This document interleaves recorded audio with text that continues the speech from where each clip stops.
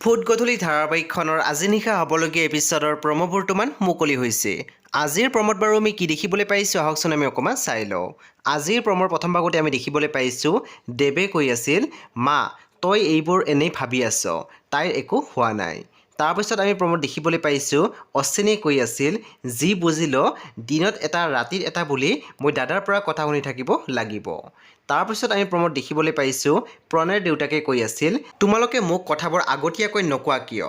এতিয়া যদি মই তেওঁলোক অহাৰ সময়ত বাহিৰলৈ ওলাই গ'লোহেঁতেন তেতিয়া নতুন মানুহ ঘৰৰ আগত আমি লাজ পাব লাগিল হয়। প্ৰম'ৰ একেবাৰে অন্তিম ভাগত আমি দেখিবলৈ পাইছোঁ অনুৱে প্ৰিয়াৰ আগত কৈ আছিল, মই বৰ ডাঙৰ ভুল এটা কৰিলোঁ, এতিয়া কিবা মোৰ ভাবিয়ে ভয় লাগিছে। তেতিয়া প্ৰিয়াই মাত দিছে, কি হ'ল বৌ কোৱাচোন।